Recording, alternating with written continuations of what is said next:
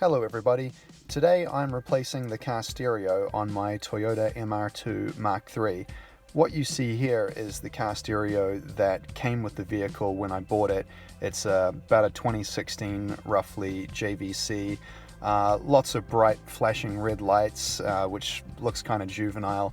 It sounds really cheap and tinny, and it has no Bluetooth, which means you're dependent on a big USB cord to get your Spotify, and I don't like USB cords. I think it's juvenile to have cords hanging around all over your dashboard, so I want to replace it. The other problem you've got is that I don't even know what the factory car stereo looked like in an MR2.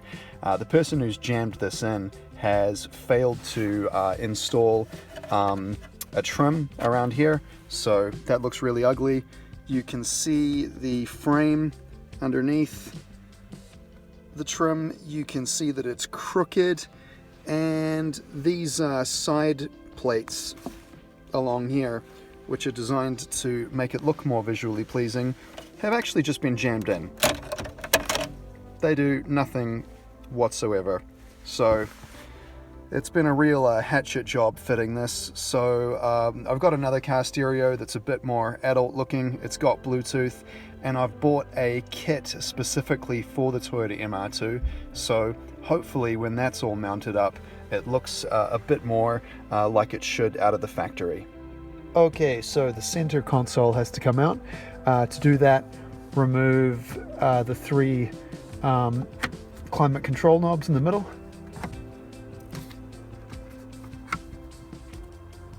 Remove the ventilation selector.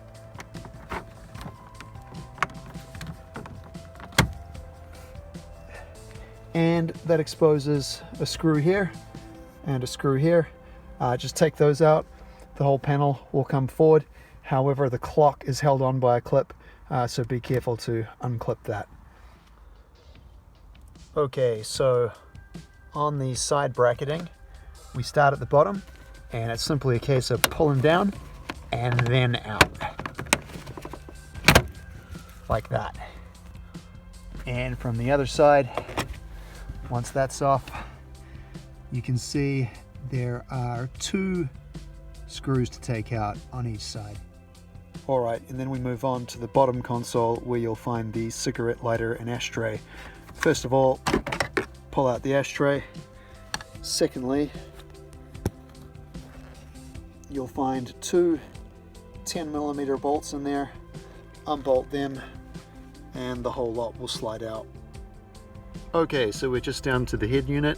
That just leaves removing the screws here and up there, and then the head unit should come out, being sure to disconnect the antenna and the main wiring unit from the back. Okay, so here we've got the mounting kit that I bought off eBay. The part number is TOYK975. They cost about 12 British pounds.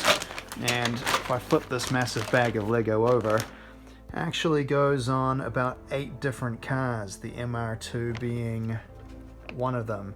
So we're going to pull it apart and see how it works for an MR2. So strangely, the instructions give you two options. The first is the din mount way, which I've never been a fan of.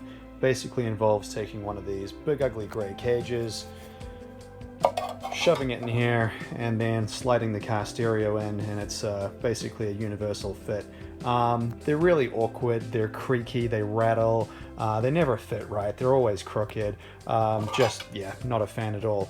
And then, oddly, you could follow the instructions for the Toyota MR2 using the specific Toyota MR2 brackets to bolt into a Toyota MR2. Why you would buy this kit and then not follow those instructions and go with this, I've got no idea. And the first step is actually to snap off these brackets here. There's actually 4 of them in total. They have nothing to do with the MR2. So the original JVC head unit is out of the car, and we can see the full extent of the problems.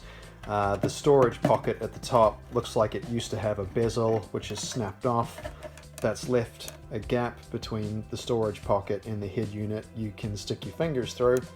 Meanwhile, the cosmetic bezel around the JVC head unit impacts on these side bezels, which look like flappy ears sticking out. So the whole thing is just a crooked, rattly mess. Moving on to the American International Toyota mounting kit that I bought. If you don't have a Toyota 4Runner, Celica, Echo, Highlander or Matrix, you wind up with a pile of plastic to go in the trash. However, using the MR2 brackets, we wind up with this device. So no more gap between the storage pocket and the head unit, and no more ridiculous flappy ears on the side. Meanwhile, as far as the wiring goes, I've just got a Phillips to an ISO harness, and then an ISO harness to the Toyota MR2 loom. So we're gonna fit that in now. Okay, so update. I tried to get the new stereo frame in the void here. It didn't quite fit because it was interfering with this whole bottom ashtray cup holder frame that was left. So just unscrewed the 4 screws that hold that in, and now it comes out.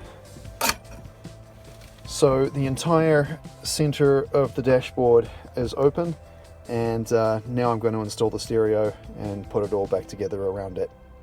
Okay, so another update and a bit of a warning if you're fitting a head unit which is quite deep. Maybe it's still got a CD player in it.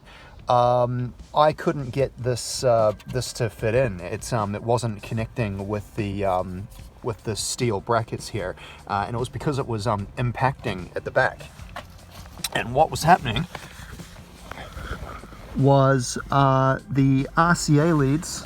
You can see the plug for the bottom RCA lead just there was actually hitting the black plastic heating unit here. So I'm going to have to get a couple of right-angled RCA lead plugs. So they're pointing downward, and the leads are coming down here and not poking into the plastic heating unit here. And a very similar and more visible problem is there's this black plastic lug on the heating unit which impacts directly on the wiring plug of the stereo. So I'm going to have to check whether or not this is important and chop it off. We have the stereo bracket bolted up now, there and there.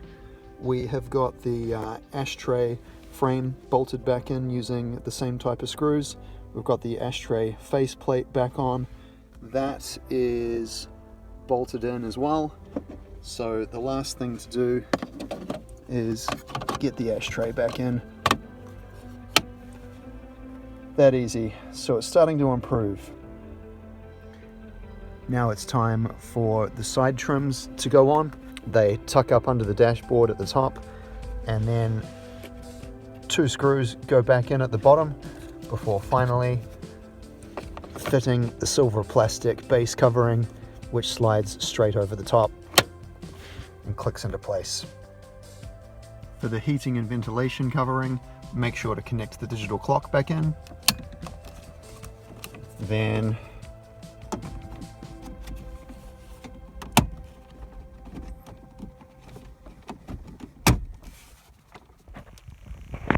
and finally, we install the silver screws in the heating and air conditioning faceplate, followed by the 3 selection knobs, followed by the ventilation selector, and we're all done. That is the finished result.